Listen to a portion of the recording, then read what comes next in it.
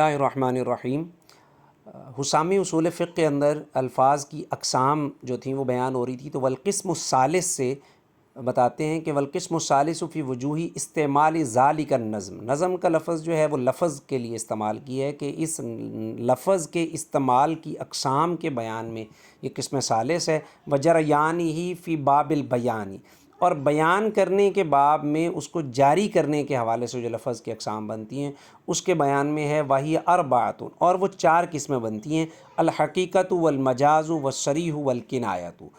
چار اقسام ہیں، ان میں سے پہلی ہے فالحقیقۃ، حقیقت اسم لکل لفظ ارید بہ ما وضع لہ، حقیقت نام ہے ہر اس لفظ کا جس سے مراد لیا جائے وہ معنی جس کے لیے اس لفظ کو وضع کیا گیا۔ اور مجاز کیا ہے؟ والمجاز اسم لکل لفظ ارید بہ غیر ما وضع لہ، اور مجاز نام ہے ہر اس لفظ کا جس سے مراد لیا جائے وہ معنی جس کے لیے اس کو وضع کیا نہیں گیا، غیر ما وضع لہ، علاوہ اس کے جس کے لیے اس کو وضع کیا گیا، اس کا غیر مراد لیا جائے۔ لاتصال بینہما معنی، یہ ان دونوں کے درمیان اتصال کی وجہ سے، ان دونوں کے درمیان یعنی جس کے لیے اس کو وضع کیا گیا ہے اور جس کے لیے وضع نہیں کیا گیا، ان دونوں کے درمیان اتصال، کوئی جوڑ ہے، کوئی ربط ہے، کوئی تعلق ہے، اس کی وجہ سے وہ دوسرا معنی مراد لیا جائے۔ اب یہ جو اتصال یا تعلق اور ربط ہے وہ کس طور پر ہوگا؟ معنن او ذاتن، معنوی طور پر ہوگا یا ذاتی طور پر ہوگا۔ تو یہ دو اس میں تعلق ہوں گے، معنوی ہوگا یا ذاتی ہوگا۔ معنوی جیسے اس کی اگزامپل دیتے ہیں، کما فی تسمیت الشجاع اسدن والبلید حمارن، جیسے کہ شجاع کا یعنی بہادر کا نام رکھنا شیر، والبلید اور کند ذہن جو ہے احمق شخص اس کا نام رکھنا گدھا۔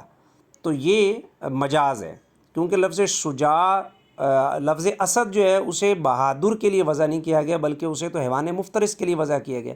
تو اسد کا حقیقی معنی حیوان مفترس ہے، لیکن جب اسے استعمال کیا، اس سے مراد لیا شجاع یعنی بہادر آدمی، تو یہ بہادر آدمی کے لیے اس کا جو استعمال ہے یہ مجاز ہے۔ اور اس مجاز کے اندر یعنی حقیقی معنی حیوان مفترس چیر پھاڑ کرنے والا جانور چھوڑ کر بہادر شخص جو ہے اسد سے جب مراد لیا تو یہ لاتصال بینہما، ان دونوں معنی یعنی حیوان مفترس اور شجاع کے درمیان اتصال، جوڑ تعلق کی وجہ سے لیا، اور وہ جوڑ اور تعلق کیا ہے؟ معنن، وہ معنی اعتبار سے ہے کہ جس طرح حیوان مفترس کے اندر جو ہے کوئی خطرہ اور خوف نہیں ہوتا تو شجاع کے اندر بھی کوئی خطرہ اور خوف نہیں ہوتا۔ تو یہ تشبیہ کا علاقہ جو ہے، اس معنوی طور پر جو اتصال ہے اس میں تشبیہ کا علاقہ پایا جاتا ہے کہ مشابہت ہوتی ہے۔ اسی طرح سے بلید جو ہے کند ذہن احمق شخص، اس کا نام گدھا رکھ دیا، تو حمار ان کا مطلب جو ہے وہ احمق تو نہیں ہے حقیقی طور پہ، حمار کا حقیقی معنی تو گدھا ہے، لیکن بلید کے لیے جو اس کا استعمال ہے وہ لاتصال بینہما، وہ حقیقی معنی اور مجازی معنی کے درمیان اتصال کی وجہ سے، اور وہ اتصال یہ ہے کہ جس طرح سے گدھا جو ہے اس کے اندر حماقت ہوتی ہے تو یہ جو کند ذہن ہے وہ بھی احمقانہ حرکتیں کرتا ہے، تو یہ اتصال کی وجہ سے۔ تو یہاں حقیقی مطلب بھی ہمیں پتہ چل گیا ایگزامپل میں، اور مجازی معنی بھی پتہ چل گیا، لیکن اتصال جو ہے یعنی مجازی معنی جو مراد لے رہے ہوں گے اس کا حقیقی معنی کے ساتھ کوئی جوڑ اور تعلق ہوگا تو وہ جوڑ اور تعلق معنوی ہوگا، اس کی ایگزامپل ہم نے سمجھ لی، او ذاتن، یا پھر ذاتی طور پہ ہوگا، ذاتی ہوگا، جیسے کما فی تسمیت المطری سمان، جیسے کہ بارش کا نام رکھ دینا آسمان، یعنی بارش برس رہی ہوتی ہے تو کہتے ہیں آسمان برس رہا ہے، تو اب آسمان تو نہیں برس رہا ہوتا، بارش برس رہی ہوتی، نیچے جو ٹپک رہی ہے تو زمین پر آسمان تو نہیں آ رہا، بارش آ رہی ہے، لیکن ان میں کیا ہے؟ مجاورت ہے، تعلق ہے کہ ایک ہی سمت کے اندر بلندی کے اندر بلندی سے بارش آ رہی ہے اور آسمان بھی بلندی کی طرف ہے، تو اس ذاتی اعتبار سے ان میں چونکہ دونوں میں علو ہے، بلندی ہے، تو اس بلندی ذات کی وجہ سے نام جو ہے بارش کا آسمان رکھ دیا، اور آسمان برس رہا ہے یہ کہہ دیا۔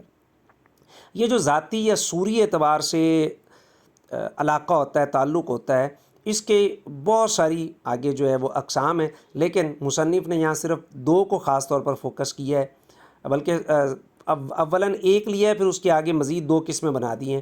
وہ کیا لیتے ہیں؟ والاتصال سبباً، یعنی ذاتی اور صوری اعتبار سے جو قسم ہے اسی کے آگے اگر ایک برانچ کو لیں تو والاتصال سبباً، ایک اتصال سببی ہوتا ہے.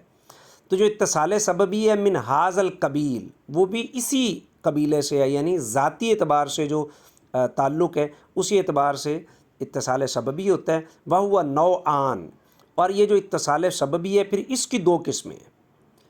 اتصال سببی یعنی حقیقی معنی اور مجازی معنی کے درمیان جو جوڑ ہے، جو اتصال ہے، جو تعلق ہے، وہ معنوی ہوگا یا ذاتی ہوگا. جو ذاتی ہوگا وہ سببی بھی ہو سکتا ہے. تو وہ جو سببی ہے وہ ذاتی ہی کی ایک قسم ہے، اور اس سببی کی پھر دو برانچیں ہیں کہ جو اتصال سببی ہے احدہما اتصال الحکم بالعلتی، اور والثانی اتصال الفرعی بما ہوا سبب محض. تو پہلا جو ہے وہ اتصال الحکم بالعلت، کہ حکم کا علت کے ساتھ اتصال ہے. اتصال سببی کی جو پہلی برانچ ہے وہ حکم کا علت کے ساتھ اتصال ہے، یعنی معلول اور علت کا جو آپس میں جوڑ ہوتا ہے وہ اتصال سببی کی ایک قسم بنتی ہے. جیسے کہ اتصال الملک بالشراء، اس کی اگزامپل یہ ہے کہ خریدنے کا ملکیت کے ساتھ جو اتصال ہے. مثلا آپ کوئی چیز خریدتے ہیں تو خریدنا علت بنتا ہے مالک بننے کا، ساتھ ہی مالک ہو جائیں گے. تو یہ جو قسم ہے پہلی کہ علت کا حکم کے ساتھ اتصال یا علت کا معلول کے ساتھ اتصال، یہ بڑا مضبوط اتصال ہے اتصال سببی میں، کہ وَإِنَّهُ يُوجِبُ الْإِسْتِعَارَةَ بَيْنَ الطَّرْفَيْنِ، یہ مجاز کو دونوں طرفوں سے ثابت کرتا ہے کہ علت بول کر معلول مراد لے سکتے ہیں اور معلول بول کر علت مراد لے سکتے ہیں. یعنی ملک بول کر خریدنا مراد لے سکتے ہیں اور خریدنا بول کر مالک ہونا مراد لے سکتے ہیں. یہ درست ہے. کیوں؟ لِأَنَّ الْعِلَّةَ لَمْ تُشْرَعْ إِلَّا لِحُكْمِهَا، کیونکہ علت جو ہے یہ نہیں پائی جائے گی مگر اپنے حکم کے لیے. وَالْحُكْمَ لَا يَثْبُتُ إِلَّا بِعِلَّةٍ، اور جو حکم ہے وہ بھی ثابت نہیں ہوگا مگر علت کے ساتھ، کہ دونوں کا بڑا مضبوط جوڑ ہے، دونوں اکٹھے پائے جائیں گے. فَاسْتَوَى الْاِتِّصَالُ، دونوں میں اتصال برابر ہوتا ہے کہ اکٹھے پائے جائیں گے. فَعَمَّتِ الْاِسْتِعَارَةُ، تو مجاز اور استعارہ دونوں میں پھر عام ہو گیا کہ آپ علت بول کر معلول مراد لے سکتے ہیں اور معلول بول کر علت مراد لے سکتے ہیں. اس کو اگزامپل میں مزید سمجھتے ہیں. وَلِہَٰذَا سے اس کی مثال دیں. اسی وجہ سے قلنا ہم کہتے ہیں فی من قال، اس شخص کے بارے میں جو کہتا ہے کہ ان اشتریت عبداً، اگر میں نے غلام خریدا، فہو حر، تو وہ آزاد ہوگا.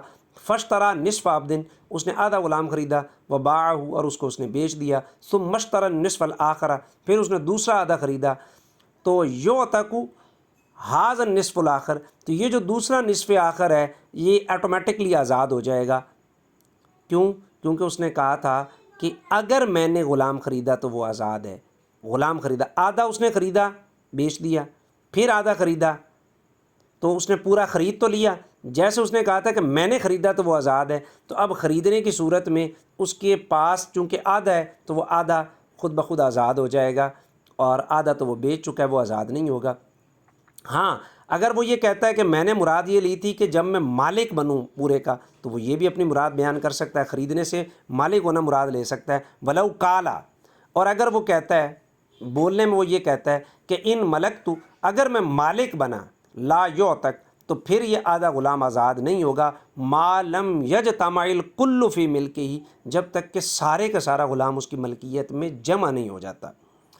کیوں؟ کیونکہ اس نے کہا کہ اگر میں مالک بنا، تو اس نے آدھا خرید کے بیچ دیا، پھر آدھا خریدا، تو پورے کا تو وہ مالک بنا ہی نہیں. تو جب پورے کا مالک بنے گا تو پھر وہ آزاد ہوگا اگر وہ ملکیت کی بات کرتا ہے. ہاں اب جب ہم نے یہ کہہ دیا کہ وہ شراء بول کر ملک مراد لے سکتا ہے اور ملک بول کر شراء مراد لے سکتا ہے. فَإِنْ عَنَا بِأَحَدِهِمَا الْآخَرِ، اگر وہ مراد لے ان دونوں میں سے کسی ایک کے ساتھ دوسرے کو، تو تُعْمَلُ نِيَّتُهُ فِي الْمَوْضِعَيْنِ، تو دونوں پھر مقاموں میں اس کی نیت پر عمل کیا جائے گا.